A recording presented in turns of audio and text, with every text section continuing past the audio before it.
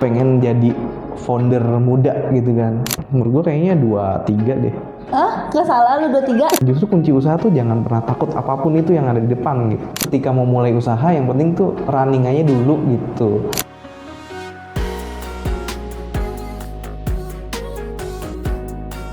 Halo guys, hari ini kita balik lagi nih di podcast Sopan Hostel. Dan hari ini kita nggak cuma bahas soal kecantikan aja, tapi kita juga bakal ngobrol soal orang di balik desain-desain stiker produk Sopan Hostel. Jadi bukan cuma jago ngedesain nih, orang ini juga pengusaha muda dengan berbagai bisnis yang beda-beda banget. Dan mulai dari percetakan, makanan, atap sampai peternakan. Itu saking banyaknya gitu kan nih anak Ginjet nih. Sangat berpotensi gitu kan untuk merajai dunia industri nih Indonesia. Oke, kita sambut aja ya. Ada Kak Arya dari founder Screen Digi. Yes. Halo guys. Apa kabar Kak? Halo Ica. Alhamdulillah baik. Alhamdulillah. Alhamdulillah. Keluarga sehat Kak? Alhamdulillah. Baik juga. Alhamdulillah. Alhamdulillah. Oke, Kak Arya bisa diperkenalkan lebih detail nih untuk teman-teman kita yang mungkin mau lebih tahu lebih jauh soal Kak Arya nih. Ya kontak WA gue aja sih kayaknya. Ya, boleh dong. Berarti di sini ya nomornya ya nanti. Gitu ya. Jadi sebenarnya Screen Digi. Kita tarik ke belakang dulu aja deh Screen Digi nih. Screen Digi tuh awal mulanya dari 2016. Tahun 2016 ya sebenarnya sih zaman sekolah ya. Dari zaman sekolah ya gue nggak tahu sih motivasi waktu itu tuh apa, kayak pengen punya usaha aja dari zaman sekolah gitu, kayak wah kayaknya keren nih anak sekolahan punya usaha kan gitu. Terus ditambah lagi kayak bisa ngasilin duit sendiri tuh, orang tua mana sih yang nggak bangga anaknya bisa ngasilin duit sendiri ya kan gitu. Ya dulu juga nggak sempet kepikiran buat ngurus perizinan dan sebagainya, yang penting usaha jalan itu aja. Jadi tuh nggak ada yang namanya usaha tuh harus begini gitu. Gue nggak mau muluk-muluk usaha harus begini-begini. Terus ya pada akhirnya lu juga toh semuanya di jalan, maksudnya kayak apa ya, kayak nggak perlu banyak ini itu ketika mau mulai usaha, yang penting tuh running aja dulu gitu. Betul. Tapi sebenarnya motivasinya apa sih? Apakah dulu memang udah suka gitu dengan bidang itu, atau memang kebutuhan ekonomi ya? Karena baik lagi hal-hal untuk memulai usaha itu kan pasti ada motivasi kan. Kira-kira apa sih motivasinya nih bisa memulai usaha di waktu zaman masih sekolah? Kayaknya kebutuhan ekonomi sih ya. Oke. Enggak kayak gitu. Jadi sebenarnya kalau motivasi, kita ngomongin motivasi nih, motivasi inian mulai usaha tuh karena apa gitu ya. Pertama, lu juga pengen jadi founder muda gitu kan, pendiri muda gitu. Gue tuh dulu sering banget zaman SMK pas masih di umur 16-17 tahun tuh sering banget yang namanya nontonin biografi orang-orang sukses. Mantap. Kayak Steve Jobs, kayak pendiri Facebook Mark Zuckerberg, dia kan dia gimana, kenapa tuh Facebook diciptakan, kenapa ada Apple kayak gitu. Awalnya tuh dari situ. Jadi kayaknya keren kayak mereka gitu. Mereka aja baru mulai di umur di atas 20 tahunan ya. Apalagi kalau kita mulainya lebih cepat lagi kayak gitu. Oke, berarti memang motivasinya sudah kuat banget dari dulu ya, karena memang sudah kepikiran mau jadi pengusaha ya. Tapi mantap sih, jadi bisa fokus antara sekolah dan usaha gitu. Tidak ada yang lolos gitu kan. Dua-duanya bisa berjalan seiring waktu gitu.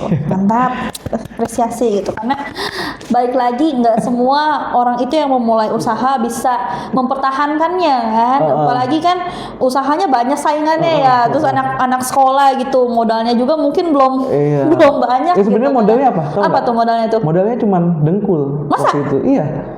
Gimana tuh? Sebenarnya ya itu tadi, kita bukan sebagai produsen gitu. Jadi kita tuh sebagai marketer dulu awalnya, sebelum menjadi produsen.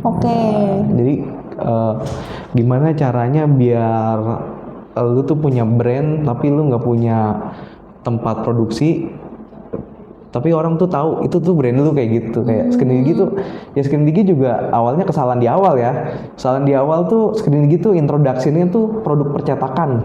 Gitu. Jadi kayak orang jadi kenalnya sekarang Screen Digi percetakan. Ya walaupun pada akhirnya sekarang Screen Digi tuh jadi grup gitu, grup usaha. Ya udah orang jadi dulu kenalnya Screen Digi oh percetakan doang gitu. Jadi kesalahan di awal tuh yang gue sadarin sih itu ya. Gitu. Tapi emang sebelum mau dinilai Screen Digi adalah percetakan, emang sebenarnya maunya apa? Screen Digi itu sebagai usaha apa? Screen Digi tuh awalnya mau dibikin kreatif studio, tapi karena ngelihat kebutuhan pasarnya ada di percetakan, jadinya kita hadir di percetakan. Nah, pada 2021 kemarin, akhirnya gua memisahkan Screen Digi dan usaha percetakannya. Gitu. Jadi Screen Digi sekarang berfokus pada kreatif studionya aja sih. Gitu.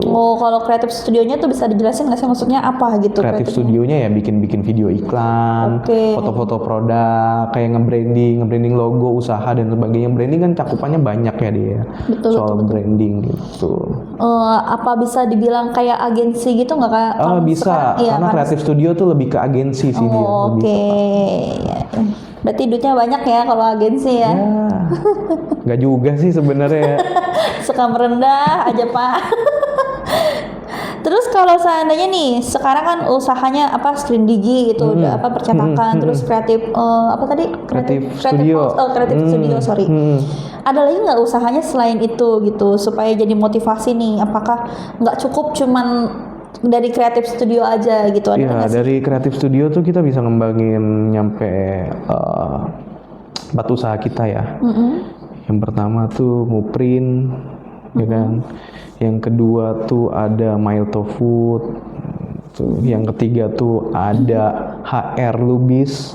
HR Lubis tuh kayak distributor buat kayak ya jadi tempatnya sales canvasser lah kayak gitu. Terus yang terakhir ada Boosternak, cuman masih gua hold gitu karena emang lagi tidak memungkinkan untuk dikelola dulu untuk saat ini ya gitu.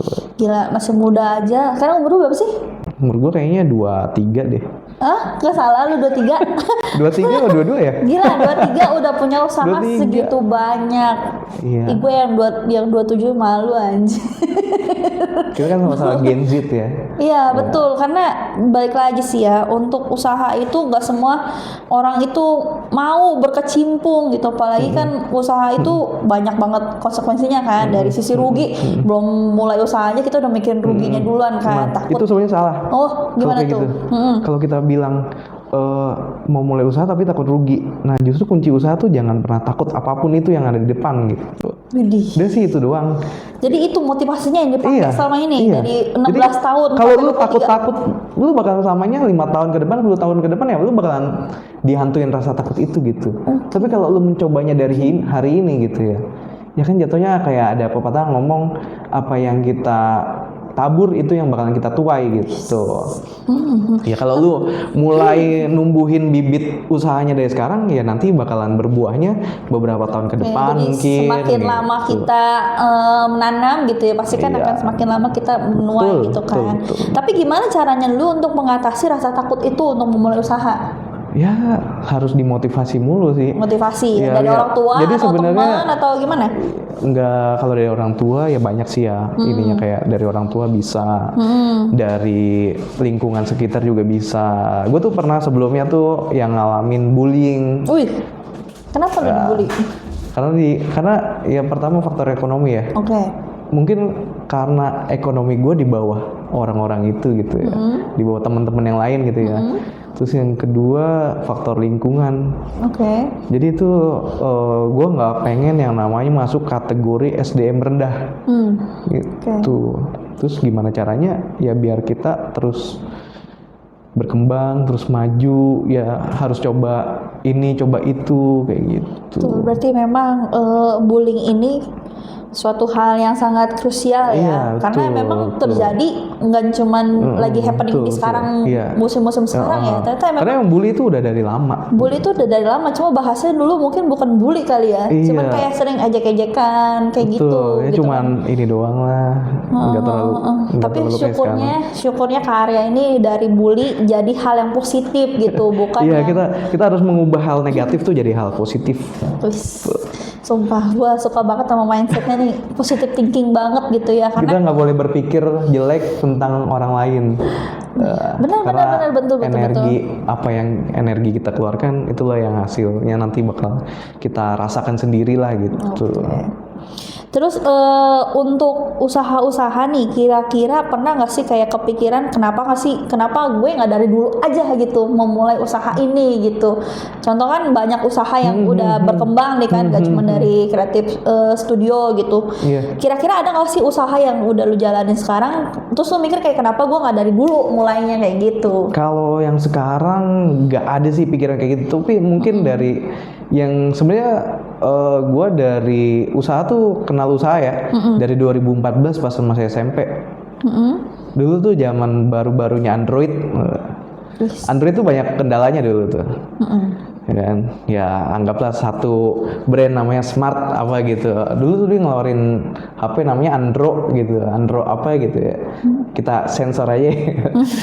Jadi dulu tuh kendalanya banyak di situ gitu. Dulu tuh dia cuman bisa pakai satu kartu GSM. Oh ya, inget. Nah gue tuh dulu awalnya dari opreker.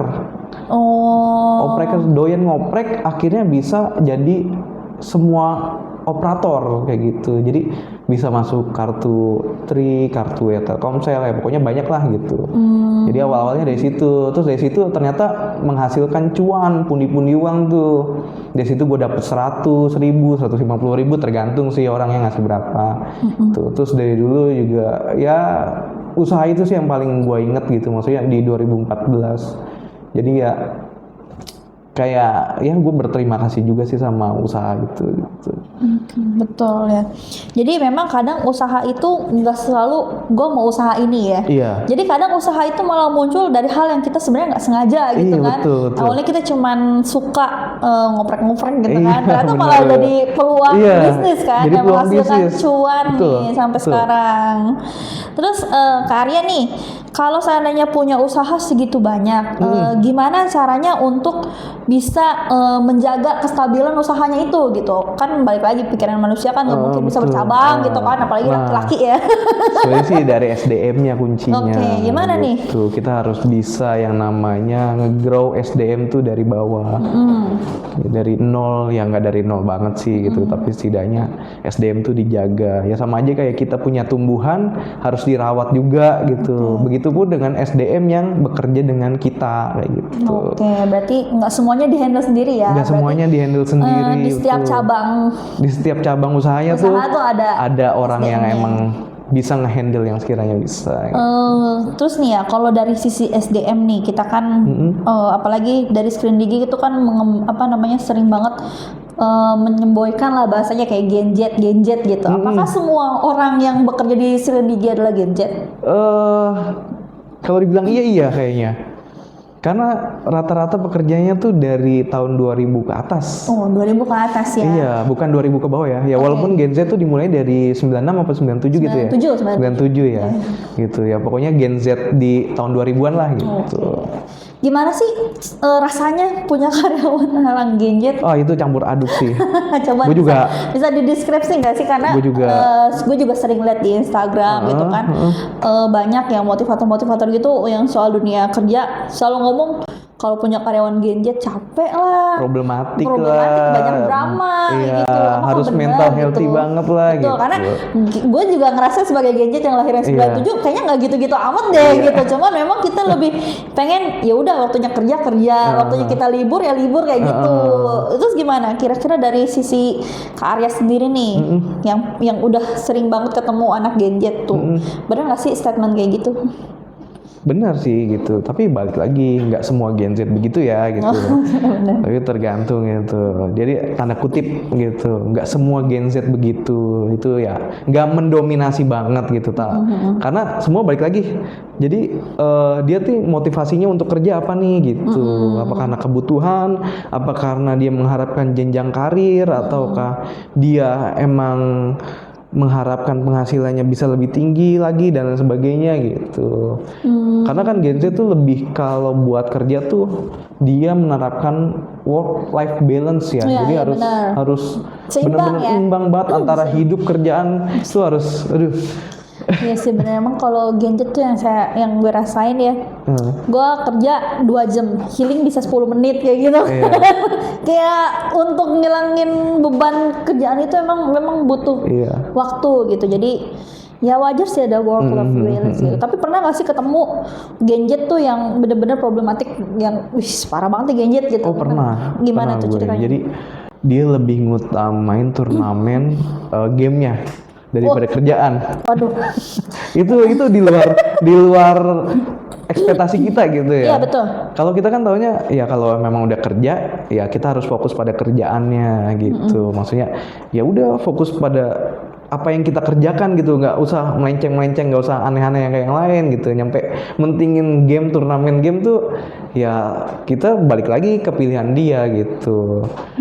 Apakah dia emang butuh kerjaan itu untuk kebutuhan atau emang dia sebagai pemenuh doang gitu dalam kebutuhannya gitu. Tapi kalau Gen Z hasil kerja pasti memuaskan kan ya, walaupun ibaratnya punya kelakuan yang drama gitu. Tapi Nggak juga. Wih, gimana tuh? Bisa Nggak juga. jelasin?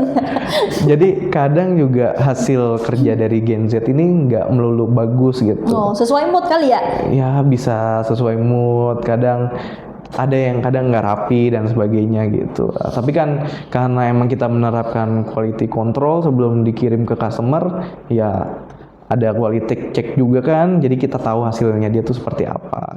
Terus kalau seandainya kayak gitu ya, menurut Kak Arya sendiri nih, pernah ketemu nggak sih karyawan yang udah generasi milenial kayak gitu, orang-orang yang memang di atas Gen Z gitu, pernah kerja sama bareng nggak? Terus pernah ketemu nggak kayak, gue kerja sama atau kerja bareng gitu. nih? Ya kerja sama atau kerja bareng gitu. Kerja bareng sih pernah sih ya.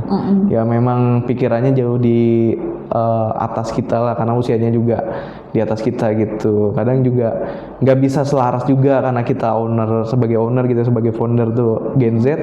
Ya kita maksudnya harus ngimbangin si milenialnya ini sih gitu. Jadi ya itu agak kesulitannya di situ gitu. Karena kan pemikiran kita sebagai Gen Z yang gue ya gitu.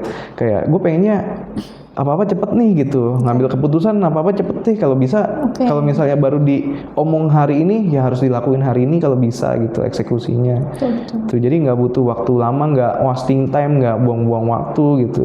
Mungkin ya karena kekuatan lu di situ, lu pengen cepet, makanya lu bisa makin banyak berkembang gitu ya. Gue doain semoga makin banyak lagi usahanya ya, Pak Arya. Tapi Kak Arya nih ya, kira-kira nih untuk teman-teman Gen Z di luar sana gimana? Ada solusinya nggak atau ada motivasinya nggak untuk teman-teman supaya kerjanya kurangin drama gitu? Apalagi kan sebagai founder mungkin kan punya advice yang lebih bisa mereka terima gitu. Iya, ya sebenarnya sih fokus pada tujuan lu sendiri sih ya gitu. Tujuan lu kerja tuh buat apa dulu nih gitu. Ya kalau cuman sebagai main-main ya sebaiknya lu nggak usah ngelamar kerja. Tapi kalau emang lu beneran serius banget sama hidup lu gitu ya lu nikmatin kerjaan lu gitu. Maksudnya jangan main-main, jangan kelihatan kayak nggak serius banget gitu. Kan kasihan juga tempat kerja yang emang sekiranya harusnya bisa nerima orang tuh yang kiranya bisa berkompetisi. Dengan adanya lu juga jadinya akhirnya jadi beban juga gitu. Itu doang sih. Okay. Jadi untuk Gen Z hati ya, maksudnya dalam sisi kerja gitu kan, baik lagi dilihat motivasi kerjanya apa gitu, karena baik lagi perusahaan juga kan punya kriteria gitu kan. Jangan yang bentar-bentar menghilang hanya untuk sebuah kompetisi game gitu kan. Ya walaupun jangan mentingin diri sendiri deh. Iya betul, lihat juga orang lain ya. Ya profesi profesional sih Iya, kuncinya. pada dampaknya Heeh. Ya kalau emang lu lagi urusan pribadi di luar jam kerja, ya urusin urusan lu dulu gitu. Iya, Maksudnya betul, jangan betul. dicampur adukan ke dalam kerjaan sih. Betul. Yang penting ya lu punya work life balance, tapi baik lagi jangan Iya. kasih orang lain kesusahan gitu ya. Oke, kita lanjut pertanyaan selanjutnya nih ya. Baik lagi tadi usahanya kan ada banyak nih. Terus kira-kira dari usaha itu apa yang paling menolong gitu kan? Maksudnya dari sisi kualitas kan udah pasti bisa dijual gitu kan. Apakah digital marketing juga benar-benar sangat membantu untuk menaikkan usahanya? Kalau buat saat ini harusnya sih agensi pakai digital marketing ya. Betul. Malah gue bertolak belakang kayaknya deh. Oh, gimana tuh?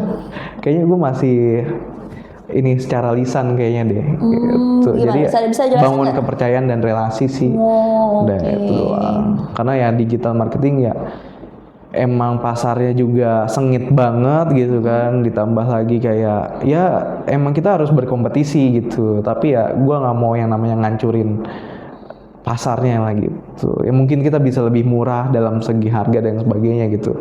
Tapi kita nggak mau yang namanya tuh bersaing secara tidak sehat kayak gitu.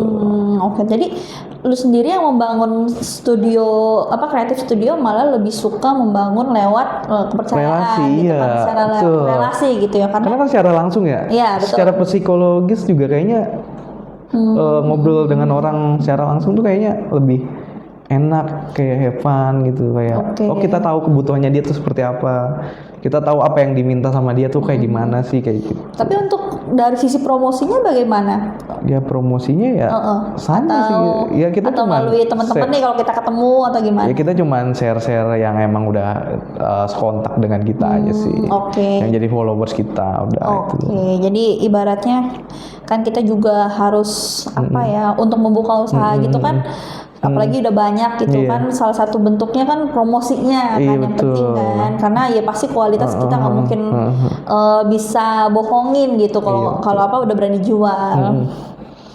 Ya, Oke. mungkin bertolak belakang kali ya.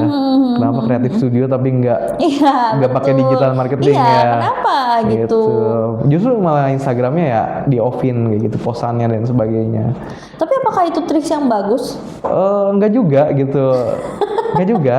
Kalau emang mau ngejar marketnya ya itu emang nggak bagus gitu. Tapi kalau kayak pendekatan secara langsung dan sebagainya, maksudnya gue nggak mau yang buru-buru banget lah gitu. Kayak di usaha yang kreatif studio ini gue nggak mau buru-buru banget gitu. Karena kalau misalnya buru-buru juga kita harus memperbanyak SDM-nya lagi gitu, kayak ntar kita harus hire orang lagi dan sebagainya. Iya, maksudnya gitu ya. dengan secara lisan dan pendekatan langsung aja kita masih agak suka keteteran lah kayak gitu. Oke. Kira-kira boleh diinfo nggak sih dari metode yang Karya pilih nih udah bisa mendapatkan customer berapa banyak gitu? Apakah cara ini juga bisa ditiru oleh orang lain gitu? Karena kan sekarang digital marketing tuh kayak lagi gencar banget gitu kan. Ya mungkin kita bisa cari metode yang lain gitu dari sisi Metode promosi. yang lain ya itu sih paling pendekatan secara langsung dan lisan. Udah itu doang. Itu Ya, dapat kuncinya banyak komunikasi sih. Ya maksudnya nyampe kita sekarang kita nggak banyak, kita paling nyampe 1000, ya masih di angka 1400 lah gitu. Itu customer ya? Iya. Buset, dari semua segmen usaha. Iya, itu paling yang maksudnya yang fix order itu paling sekitar 40%-nya lah. 40%, 45%-nya maksudnya dari semua customer kita ya gitu. Oke. Selebihnya tuh kayak ordernya bisa dihitung dalam 1 tahun kayak gitu. Dalam tahunan tuh udah berapa kali kayak gitu. Oke, berarti ibaratnya walaupun kita gencar di digital marketing, tetap baik lagi harus membangun relationship gitu ya. Iya, Maksudnya betul. membangun hubungan gitu, karena lebih dekat, lebih emosional, Lebih efisien. lebih efisien juga kita ketemu orangnya Iya, gitu kan, betul. baik lagi. Oke. Dari sekian banyak usaha nih yang semuanya kan latarnya beda-beda kan, dari sisi makanan, dari kreativitas gitu kan, itu latar belakangnya beda banget. Itu gimana caranya supaya bisnisnya itu tetap saling berhubungan gitu, tetap saling sinkron? Itu ada tipsnya nggak sih? Saling sinkronnya gimana nih? Misalnya nih kayak kita usaha yang makanan tetap jalan, terus jadi jalannya bareng, iya, tetap jalannya betul, bareng. betul. Karena Tadi balik lagi ke SDM-nya. Oke. Siapa yang nge-handle kayak gitu? Oh, Setidaknya ada satu orang yang emang bisa nge-handle semua itu gitu. Oh, berarti balik lagi dari founder cukup tinggal helikopter view aja gitu ya, melihat Iya, dari atas betul. gitu ya. Jadi Karena kan perannya Screen Digi balik lagi ya. Anggaplah satu rumah ini Screen Digi itu sebenarnya sebagai atapnya gitu ya. Cuman fungsinya ya cuma sebagai melindungi kamar-kamar yang di dalam rumah ini supaya tidak bocor, tidak terpapar udara dari luar dan sebagainya lah gitu. Tidak ada pengaruh dari luar dan sebagainya lah gitu. Oke, terus kira-kira nih selain dari STM ada nggak sih tantangan terbesar nih untuk kita yang punya usaha terus beda-beda divisi atau beda-beda bidang gitu? Ada nggak sih tantangannya selain SDM? Tantangannya sih selain SDM ya paling produknya sih gitu. Kadang kita juga sebagai founder juga kadang kita nggak terlalu apal seberapa banyak produk kita gitu. Kayak misalnya di ngumpulin aja mungkin produknya bisa nyampe, kalau sekarang ya, kalau maksudnya produk jadinya itu kan karena percetakan tuh bisa nyampe 550-an produk gitu, dan itu dengan spesifikasi yang berbeda-beda gitu. Oke. Sama aja kayak di Bos Atap gitu. Bos Atap juga sama gitu. Bos Atap kayak produknya dari atapnya kokoh ada berapa macam, dari atapnya Mataka tuh ada berapa macam kayak gitu. Jadi dari UVVC sama Galvalum ini beda-beda gitu spesifikasi. Ya kayak Mailto juga sama. Mailto nggak cuma ngurusin kebab doang, tapi ngurusin bakso sama ngurusin dimsumnya juga kayak gitu. Oke. Tapi ya resep dapur tetap kita jaga sih. Oh, oke. Itu nama-nama itu karya sendiri yang nyiptain apa gimana tuh? Nama-nama produk gitu ya, kayak Bos Atap, terus Mailto gitu. Bahkan untuk hal-hal kayak gitu aja kita untuk nama produk ya, itu kan kita pengen punya ciri khas, pengen bisa dikenal orang gitu. Kira-kira motivasinya apa sih bisa ketemu Bos Atap, Mailto, terus jadi Screen Digi kayak gitu? Kalau Screen Digi kan emang awalnya Screen Digi itu layar digital, terciptanya 2016 gitu ya, dimana orang-orang belum banyak yang pakai nama Digi gitu. Ya walaupun sekarang di 2025-2024 lalu udah mulai banyak yang pakai nama-nama Digi, ada Digi Bank dan sebagainya gitu. Awalnya tuh karena pengen kedepannya tuh Screen Digi bakalan jadi layar besar buat menatap masa depan buat orang-orang inilah gitu. Jadi setidaknya mereka bisa natap kedepannya tuh seperti apa sih kayak gitu. Apakah itu bisa dibilang mimpi panjang? Mimpi panjang dari Screen Digi. Jadi karena untuk kita usaha itu pasti harus ada visi misi ya, betul. Jadi salah satu visi misinya adalah menjadi layar besar untuk banyak orang. Iya. Luar biasa sekali nih Kak Arya nih. Di usia yang muda tapi pikirannya sudah jauh ke depan gitu. Sudah milenial ya, apa boomers ya? Iya, baby boomers. Baby boomers. Mungkin ya kadang baik lagi kita ketemu anak muda pun belum tentu semua punya pandangan seperti ini gitu kan. Terus Kak Arya nih, kita udah mau masuk segmen akhir nih ya. Buat anak muda nih yang lagi bingung mau mulai dari mana gitu, mau mulai usaha tapi dia bingung mau dari mana, kira-kira sebaiknya apa yang mereka lakuin dulu ya? Sebaiknya jadi marketer dulu mungkin ya, ataupun kalau misalnya emang mereka mau targetnya ke produksi secara langsung, ya mereka harus mempelajari produk apa nih yang mau dia bikin kayak gitu. Kayak misalnya dimsum gitu, kita anggap dimsum tuh awalnya kan kalau di Indonesia dari UMKM dulu kayak gitu. Bahan-bahannya apa, ada ayam, ada terigu dan sebagainya. Dia coba bikin sendiri dulu kayak gitu. Kalau dikasih tester ke orang sekelilingnya, ke orang sekitarnya, disuruh cobain kayak apa sih rasanya kayak gitu. Jadi ada feedbacknya, jadi dia tahu kelebihan atau kekurangan dari si produk ini gitu. Terus ya itu dia juga harus jadi CEO-nya sih sebenarnya. Jadi CEO bukan Chief Executive Officer ya. Jadi CEO-nya itu ya Chief everything officer. Jadi semuanya tuh sendiri gitu. Kalau bisa lakuin sendiri, mulai dari produksi, mulai dari marketinginnya kayak gitu. Apalagi kan sekarang zamannya udah maju juga, udah ada digital marketing, iklan bisa segampang itu di Facebook, Ads, Meta dan sebagainya, Shopee juga bisa gitu. Itu sih paling. Ya sebagai marketer aja dulu kalau emang kiranya emang belum bisa buat produksi secara massal dan banyak kayak gitu. Oke, jadi buat teman-teman semua nih yang mau mulai usaha, pertama tadi jangan takut kan ya, jangan takut dulu. Iya betul. Terus dari jangan takut kita mulai dulu nih semampunya dulu. Bahasanya kalau memang kita jadi reseller dulu gitu kan. Sekalian kita cari tahu juga kan skill kita tuh mumpuni apa enggak iya, gitu betul. ya. Apakah di situ apa enggak? Apakah di situ atau enggak gitu, baik lagi. Oke, Karya, terima kasih banyak sudah memberikan insight nih untuk teman-teman semua yang pendengar setia podcast dari Sopan Hostel ini. Semoga nih Karya dan usahanya semuanya lancar, sukses selalu ya. Dan semoga teman-teman yang dengar hari ini bisa dapat pengetahuan ya. Baik lagi karena kita ingin memberikan harapan dan motivasi supaya kita jadi lebih baik. Oke. Kalau kamu juga mau mulai bisnis dari kecil-kecilan atau lagi cari inspirasi, tulis di komentar kamu pengen mulai usaha di bidang apa. Nanti kita bacain di episode selanjutnya barengan sama Karya lagi nanti. Oke.